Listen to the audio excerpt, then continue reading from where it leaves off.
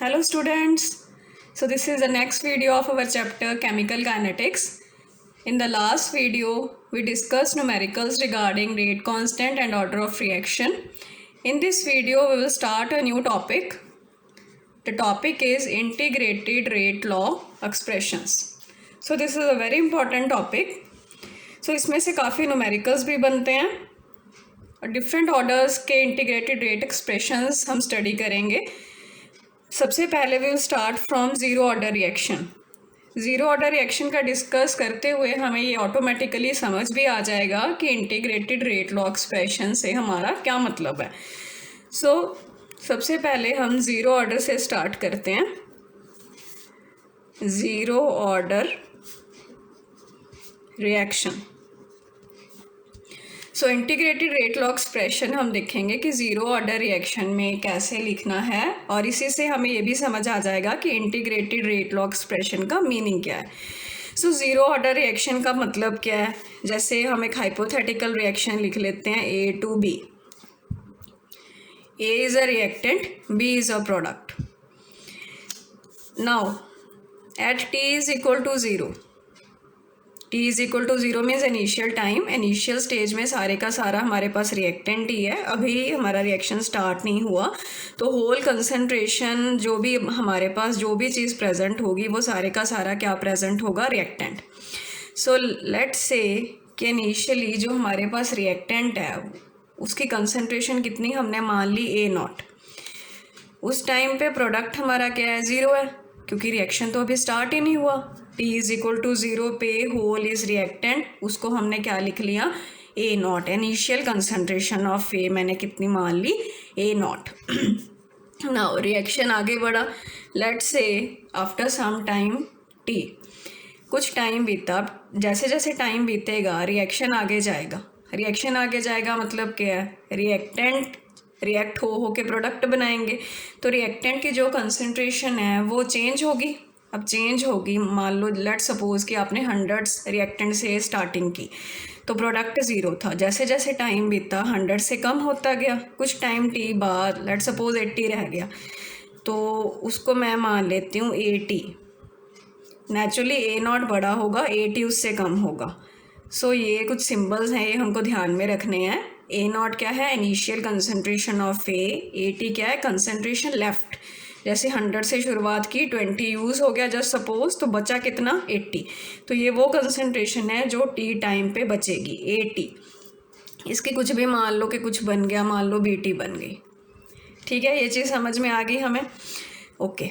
Now हमने initial lectures में ये सीखा था कि rate of reaction, rate of reaction जैसे मैं लिखूं तो मैं कैसे लिख सकती हूँ, -dA/dt.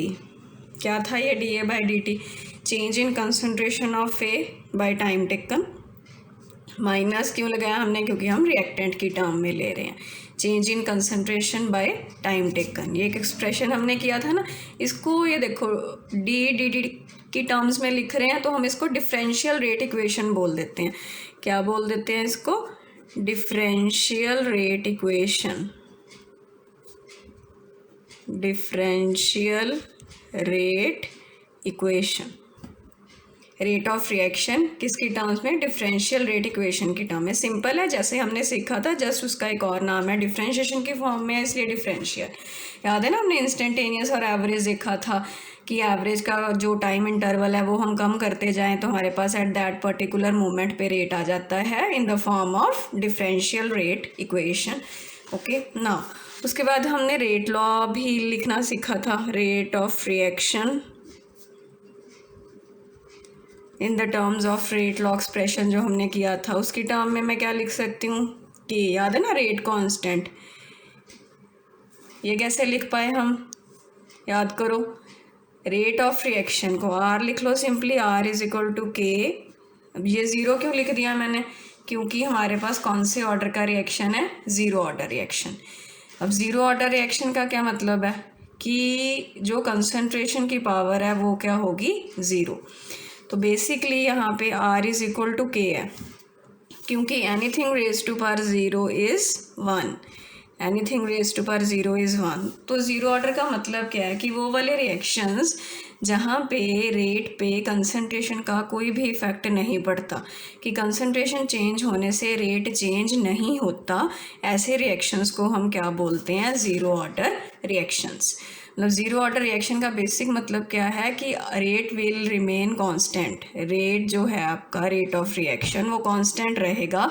It will be independent of the concentration of the reactant. So ये भी हमने रेट ऑफ रिएक्शन ही लिखा था, ये भी आ रहा है आपका माइनस dA/dt। सो ये भी रेट है और ये भी आपका रेट है। तो फ्रॉम दीज टू हम ये बोल सकते हैं कि minus dA/dt is equal to के। लिख सकते हैं हम ये चीज़। कैसे लिख पाई मैं? क्योंकि रेट ऑफ रिएक्शन क्या था हमारे पास, R is equal to dA/dt, और ज़ीरो ऑर्डर था तो R इज इक्वल टू के। तो इन दोनों को हमने इक्वेट कर दिया। ये चीज़ समझ आ गई? ओके, ना आगे देखो। तो इसको मैं रीअरेंज करके ऐसे लिख सकती हूँ, dA is equal to minus K dt। कैसे किया मैंने? dt मैं इधर ले गई, माइनस इधर ले गई, कोई फ़र्क नहीं पड़ता। अब integrating both sides, integrating both sides. अब ये देखो हम क्या कर रहे हैं, बेसिकली डिफरेंशियल रेट इक्वेशन को इंटीग्रेटेड फॉर्म में लिख रहे हैं। इंटीग्रेटेड फॉर्म में जो एक्सप्रेशन हमारे पास बनेगा उसी को हम क्या बोलेंगे? Integrated rate law expressions. Actually होता क्या है कि जो डिफरेंशियल फॉर्म्स होती हैं उनमें से रेट निकालना थोड़ा सा, जब हम एक्चुअल में कैलकुलेशन करते हैं, it's a little bit difficult. Differential equation से रेट निकालना, ऑर्डर निकालना थोड़ा डिफ़िकल्ट होता है। उसको ईजी बनाने के लिए हम डिफरेंशियल रेट इक्वेशन की इंटीग्रेशन करके उसको कौन सी फॉर्म में चेंज कर लेते हैं? इंटीग्रेटेड रेट लॉ की फॉर्म में उसको हम चेंज कर लेते हैं। वो डिफरेंट ऑर्डर्स के लिए एक्सप्रेशंस बन जाते हैं। तो फर्स्ट हम ज़ीरो ऑर्डर के लिए निकाल रहे हैं। तो कैसे निकाल रहे हैं? हमने कोई हाइपोथेटिकल रिएक्शन ले लिया, इनिशियल कंसंट्रेशन को A0 मान लिया, कंसंट्रेशन आफ्टर टाइम T मान लिया, रेट लॉ लिख लिया मैंने, और रेट इक्वेशन लिख ली डिफरेंशियल फॉर्म में जो हमें आती है, हमने स्टार्टिंग में सीखी थी। दोनों ही रेट हैं तो दोनों को इक्वेट कर दिया, यहाँ तक हम पहुँच गए। अब हम दोनों साइड इंटीग्रेशन करेंगे, ठीक है? Let's see. उसके बाद देखते हैं आगे कैसे करना है। अब देखो यहाँ तक हम पहुँच गए थे, dA is equal to minus K dt, integrating both sides. ये हमने क्या कर ली? इंटीग्रेशन कर ली। अब इंटीग्रेशन में लिमिट्स क्या लेंगे? A कहाँ से कहाँ चेंज हो रहा है? इनिशियल कंसंट्रेशन कितनी थी? A0। Concentration after time T कितनी है? AT। ठीक है, अब यहाँ पे K तो कांस्टेंट है, K बाहर आ जाएगा, और T की टर्म पुट कर देते हैं। पहले इसको ऐसे लिख लो, dt, और T कहाँ से चेंज हो रहा है? 0 to T। लिमिट्स कैसे पुट करनी है? क्लियर है? वेरिएबल क्या चीज़ है आपके पास? A वेरी कर रहा है, initial concentration A0, final concentration AT, time 0 से T। नाउ dA का जो इंटीग्रेशन आएगी वो ये हमने A0 to AT, K constant था तो वो बाहर आ गया, dt की इंटीग्रेशन T 0 to T। जैसे आपको ये पता ही है dx की इंटीग्रेशन क्या आती है? x। तो वही चीज़ लिया मैंने, dA की इंटीग्रेशन A। लिमिट्स लगाएंगे अभी हम, K कांस्टेंट था, K बाहर आ गया, dt की इंटीग्रेशन T, लिमिट्स पुट कर दी। अब लिमिट्स कैसे पुट करते हैं? Upper limit minus lower limit. Upper limit is AT minus A0 is equal to minus K। Upper limit is T, lower limit is 0। Clear है? ये चीज़ आती है ना आपको? सिंपल है, कुछ है नहीं इसमें। जो मेडिकल के स्टूडेंट हैं वो भी इजीली समझ सकते हैं, बहुत सिंपल इंटीग्रेशन है। dx की इंटीग्रेशन x होती है, ये याद रखना है आपको। dA की इंटीग्रेशन सिमिलरली वेरिएबल A था तो A आ गई, अपर लिमिट माइनस लोअर लिमिट। याद करो AT क्या था? Concentration of A left after time T, और A0 कि जो रिएक्टेंट है वो इनिशियली हमने कितना रिएक्टेंट लिया, that is A0। So limits put करी, upper limit minus lower limit is equal to, यहाँ पे T के लिमिट्स पुट कर दी। तो इसको अब हम लिख लेते हैं AT, तो ये इधर ले जाओ A0, ठीक है, माइनस KT। ये समझ आ गई चीज़ कैसे बनी आपके पास? सो यही हमारा एक्सप्रेशन है वेरी वेरी इंपॉर्टेंट, बहुत इजी डेरिवेशन है, आपको ड्राइव करके देखना है। ड्राइव तो आप कर ही सकते हो, उसके बाद ये एक्सप्रेशन है, इसको आप याद रख सकते हो तो बहुत ही अच्छा। याद नहीं भी रहेगा तो आप आराम से 2 सेकंड का काम है, इसकी इंटीग्रेशन करके आप इसको ड्राइव कर सकते हो। सो ये जो हमारा एक्सप्रेशन है इसको हम क्या बोलते हैं, it is integrated rate expression या integrated rate law expression for कौन सा order, zero order reaction. Clear? So क्या है हमारा integrated rate law expression zero order के लिए, A T is equal to A not minus K T, where A T is concentration of A left after time t. A naught is initial concentration of A and K क्या है,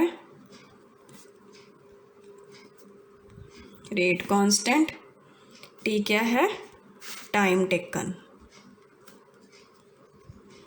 कितना time लगा। Clear है? ये सारी चीज़ें यहाँ तक हमें क्लियर हो गया। So integrated rate law expression zero order के लिए कैसे निकालना है, A T is equal to A not minus K T.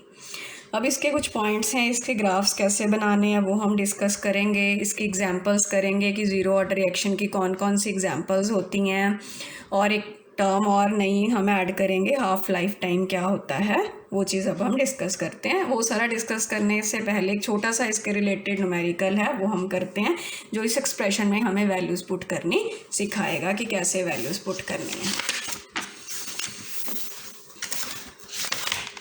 So the numerical is, बिल्कुल इसी के रिलेटेड न्यूमेरिकल है, the rate constant of a reaction of zero order, rate constant of a reaction, rate constant क्या होता है, के, rate constant of reaction of zero order reaction है इन ए, इन ए का मतलब है ए रिएक्टेंट है, इज़ दिस। अब ये चीज़ क्या है, के की वैल्यू गिवन है, के की वैल्यू कितनी है, वैल्यू लिख लो 0.0030 मोल पर लीटर पर सेकेंड। न्यूमेरिकल कोई भी गिवन है तो सबसे पहले क्या करना होता है, उसकी स्टेटमेंट अच्छे से रीड करो और जैसे जैसे स्टेटमेंट दी हुई है उसके अकॉर्डिंग डाटा बनाते जाओ। तो रेट कांस्टेंट का मैंने के की वैल्यू लिख ली, ठीक है। आगे वो क्या पूछ रहा है, how long will it take, how long will it take means we have to calculate time, how long से it's very clear that we have to calculate time, how long will it take for the initial concentration of A, naturally A is reactant, so initial concentration of A to fall from 0.10 molar to 0.075 molar. Molar is molarity, it's a concentration units. How long will it take means we have to find out how much time is taken for the initial concentration of A to fall from means अब देखो from 0.1 to 0.075, 0.1 बड़ा initial concentration means A not कितना हमें given है 0.1 molar, तो कुछ time के बाद वो कम हो गया, कितना रह गया 0.075 मोलर, 0.1 से 0.075 कंसनट्रेशन रहेगी। उस कंसनट्रेशन को कम होने में, जो कंसनट्रेशन कम हुई है उसमें कितना टाइम लगा है, प्रोवाइडेड रिएक्शन कौन से ऑर्डर का है, reaction is zero order. So zero order के लिए हमें रेट एक्सप्रेशन पता है, हमने अभी उसको फाइंड आउट किया, क्या था, A T is equal to A not minus K T. A T क्या था, कितनी कंसनट्रेशन रहेगी आफ्टर टाइम टी, कितनी रहेगी 0.075, A not initial concentration, so A not भी गिवन है, ए टी भी गिवन है, के भी गिवन है, निकालना क्या है, T, time taken, how long will it take. So let's see, so rearrange कर लो इसे, कैसे आएगा, A not minus A T upon K. So values put करते हैं, इनिशियल कंसनट्रेशन कितनी गिवन है 0.1, आफ्टर टाइम टी 0.075 अपॉन के इज़ 0.0030। सो ये माइनस करके सारा जो आप फाइंड कर सकते हो। अच्छा, यूनिट्स का आपने ध्यान रखना है, सो ये आपका जो है बेसिकली क्या था, ऊपर कंसंट्रेशन मतलब मोलैरिटी मतलब मोल पर लीटर, नीचे के है के मोल पर लीटर पर सेकंड। सो मोल पर लीटर कैंसिल हो जाएगा, सेकंड ऊपर चले जाएंगे। आप कैलकुलेट करके देख सकते हो, जो आपका टाइम आएगा दैट विल बी 8.3 सेकेंड्स। इस ढंग से आपको कोई भी एक्सप्रेशन दिया, बस इसमें ध्यान क्या रखना है कि आपको ऑर्डर कौन सा है, क्योंकि हम आगे पढ़ेंगे। ऐसा नहीं है कि हर ऑर्डर के लिए आप ये एक्सप्रेशन लगा सकते हो। This expression is valid only for zero order reaction. So depend करेगा कि आपको कौन सा ऑर्डर दे रखा है, कोई ना कोई हिंट क्वेश्चन में ज़रूर होगा जिससे आपको क्लियर कट उसका ऑर्डर पता चल जाएगा। ठीक है जी, इस टाइप के क्वेश्चंस आएंगे। ना 2-3 और कंसेप्ट्स हैं ज़ीरो ऑर्डर के, वो हम अब डिस्कस करते हैं। हमने रेट एक्सप्रेशन निकालना सीख लिया कि इसका रेट एक्सप्रेशन कैसे फाइंड आउट करना है। नाउ नेक्स्ट पॉइंट इज, देखो हमने अभी एक्सप्रेशन निकाला है A T is equal to A not minus K T. अब इस एक्सप्रेशन से एक ये चीज़ आपने पढ़ी होगी, y is equal to M X plus C. ये जो इक्वेशन है किसकी इक्वेशन है, ये स्ट्रेट लाइन की इक्वेशन है। अब ये जो हमारा एक्सप्रेशन बन रहा है ये भी स्ट्रेट लाइन कर्व ही बनेगा। कैसे, अब हम ग्राफ ड्रॉ करते हैं। अब ये देखो y एक्स और y के बीच ग्राफ है। m क्या होता है, स्लोप होता है। c क्या होता है, इंटरसेप्ट क्या होता है। m क्या होता है, स्लोप होता है, एंड c क्या होता है, इंटरसेप्ट। अब इसको मैं इसकी फॉर्म में लिखूं तो मैं कैसे लिख सकती हूँ, देखो अब इसमें चेंज क्या क्या हो रहा है। एक्स और वाई जो होते हैं वो वेरिएबल्स होते हैं। अब इसमें देखो एक तो कंसंट्रेशन ए टी कि कितने टाइम में, कुछ हर टाइम बाद ए टी चेंज होगा नेचुरली, जैसे जैसे टाइम बीतेगा रिएक्टेंट प्रोडक्ट में चेंज होगा, तो ए टी वेरिएबल है। ए नॉट इनिशियल कंसंट्रेशन थी वो तो फिक्स्ड है, रेट कांस्टेंट भी फिक्स्ड है, और क्या वेरिएबल है, टी। टाइम चेंज होगा और ए टी चेंज होगा, मीन्स एक्स क्या हो गया आपका टी और y क्या हो गया आपका ए टी। सो इसको मैं कैसे लिख सकती हूँ, A T is equal to minus K T plus A not. Same ही चीज़ है, A T is equal to A not minus K T, या उसको मैं K T plus minus K T plus A not लिख लेती हूँ। ये मैंने क्यों लिख लिया, ताकि इस इक्वेशन को मैं स्ट्रेट लाइन के साथ मैच कर सकूँ। सो इस साइड हम क्या बना लेते हैं, ए टी, और x क्या है हमारा, t। So graph is between time and concentration. किसकी concentration? Concentration of reactant. तो कैसा आपका ग्राफ आएगा, y is equal to M X plus C का ग्राफ है। इससे हम ग्राफ बना लेते हैं, ये बन गया हमारा ग्राफ। ये देखो ये कैसे मैं बना पाई, this is the intercept A not. Now दोबारा मैं यहाँ पे इक्वेशन लिख देती हूँ आपकी, ए टी बेसिक इक्वेशन क्या थी, A T is equal to A not minus K T. उसको हमने कैसे लिख लिया था, A T is equal to minus K T plus A not. You can compare it with Y is equal to M X plus C. M slope क्या आ रही है आपकी, क्या आ रही है बोलो, माइनस के। सो स्लोप क्या आ रही है हमारी, माइनस के, और इंटरसेप्ट क्या आ रहा है हमारा, ए नॉट। ए नॉट इंटरसेप्ट है, स्लोप क्या है, माइनस के, नेगेटिव में है, इसलिए ये ग्राफ ऐसे बना आपका। ये चीज़ क्लियर हो गई। अब यहाँ से देखो, अब इधर टाइम चेंज हो रहे हैं, यहाँ पे टी कितना है, टी इज इक्वल टू 0 है। जब टी 0 है कंसंट्रेशन कितनी थी, ए की, ए नॉट। जैसे जैसे टाइम बीता, कुछ टाइम बाद यहाँ पे टाइम कितना है, टी टाइम है, टाइम कितना है, टी है, ठीक है। टाइम बीतता जा रहा है। अब एक टाइम ऐसा आएगा, अब इस एक्सिस पे टाइम की कुछ वैल्यू है, बट ए की वैल्यू कितनी है, कंसंट्रेशन 0 है। ये सारा मैं आपको निकाल के बताऊंगी कि जैसे जैसे टाइम बीतता जा रहा है कंसंट्रेशन रिएक्टेंट की कम कम होती जा रही है, और एक टाइम पे रिएक्टेंट पूरा ख़त्म हो गया। जैसे हमने 100 से स्टार्ट किया था, 180 हुआ, फिर 70 हुआ, 60 हुआ, कर करके एक टाइम पे रिएक्टेंट सारा ख़त्म हो गया। मतलब कंसंट्रेशन कितनी होगी रिएक्टेंट की, 0। क्लियर, ग्राफ समझ आ गया। अब ये फर्स्ट ऑर्डर का graph, sorry it's a graph of zero order reaction.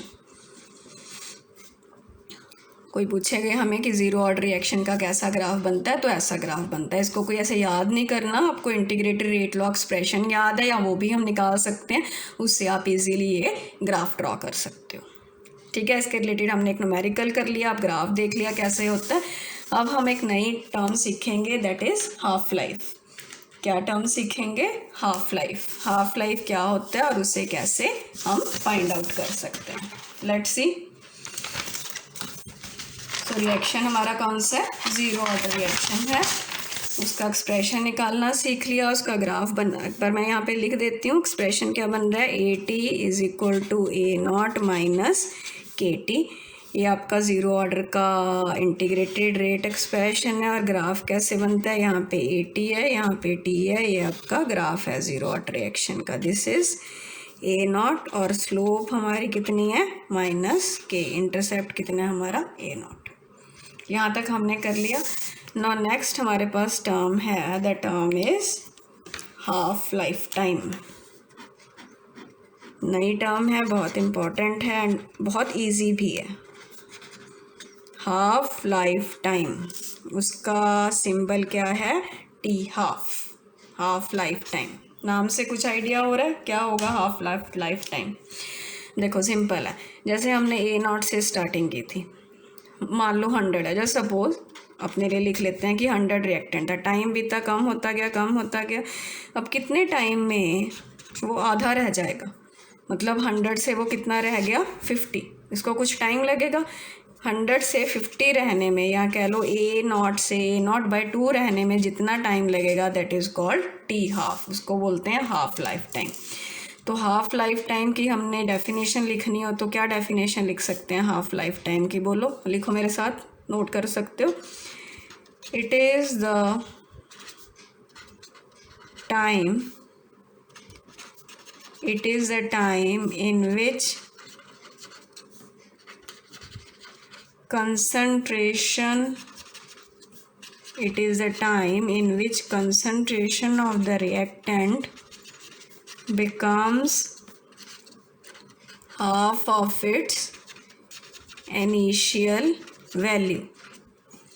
T half क्या है? It is the time in which concentration of the reactant becomes half of its initial value। के कितने time में उसकी कंसनट्रेशन इनिशियल वैल्यू से, initial जितनी भी है, A0 से A0/2 हो जाए, 100 से 50 हो जाए, 200 से 100 हो जाए, वो कितने टाइम में होगी? That is called half life time.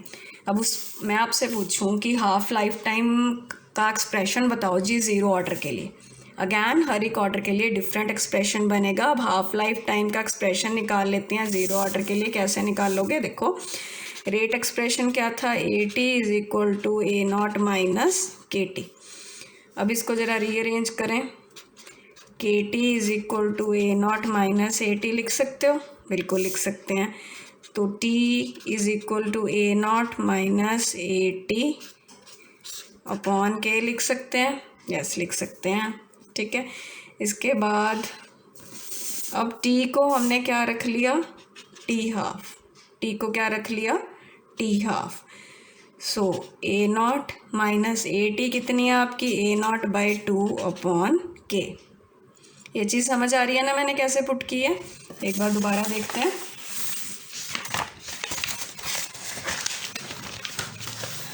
देखो, half life time zero order के लिए AT is equal to A0 minus KT था, तो KT is equal to A0 minus AT।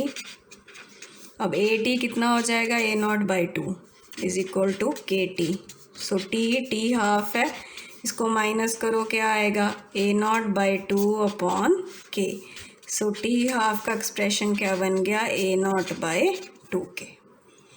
very important and very easy as well. So half lifetime for zero order reaction is A0/2K। याद रहेगा। आया कैसे? Zero order expression rate law क्या था? AT is equal to A0 minus KT। Rearrange कर लिया मैंने, KT इधर, A0 माइनस AT। अब हाफ लाइफ टाइम निकालना है तो concentration left will be initial का half, initial A0, so half is A0/2, minus किया A0/2, तो T निकालना है T half A0/2 upon K, so A0/2K। ठीक है, ये चीज़ क्लियर हो गई। नाउ एक हम और पूछा जा सकता है T 100%, T 100% या उसको और भी बोल देते हैं T completion. T completion means reaction ख़त्म हो गया, रिएक्शन ख़त्म हो गया तो हमारी AT कितनी होगी, 0। स्टार्ट किया था 100 से, सारा ख़त्म 0, ठीक है। मतलब कुछ टाइम के बाद जो कंसनट्रेशन बची वो कितनी थी, 0 थी, कुछ बचा ही नहीं। तो इसका एक्सप्रेशन निकालना है, AT is equal to A0 minus KT। So T निकालना है आपको again, A0 minus AT upon K।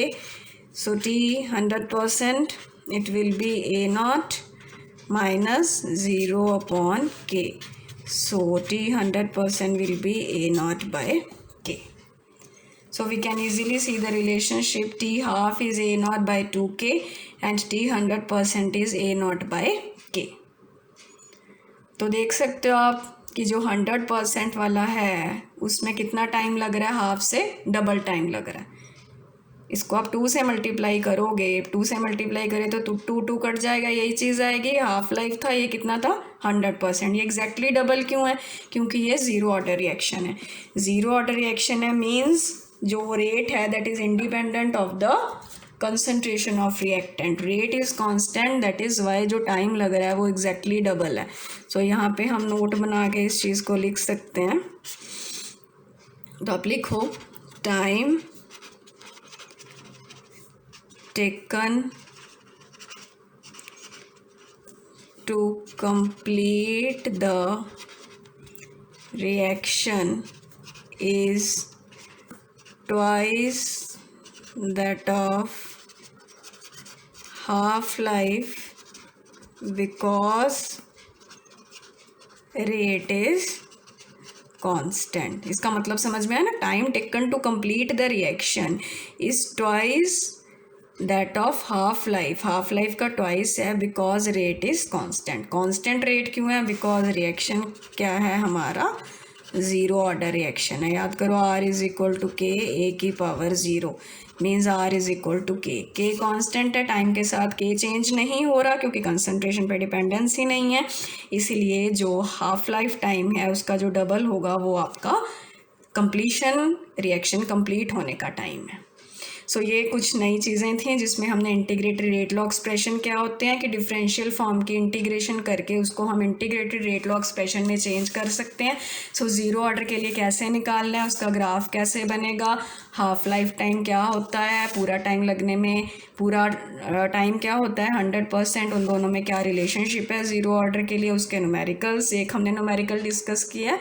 So next video में हम कुछ रिएक्शंस के एग्जांपल करेंगे ज़ीरो ऑर्डर की, और कुछ और न्यूमेरिकल्स मैं आपको प्रैक्टिस कराऊंगी। And we will also start first order reaction के लिए इंटीग्रेटेड रेट लॉ एक्सप्रेशन।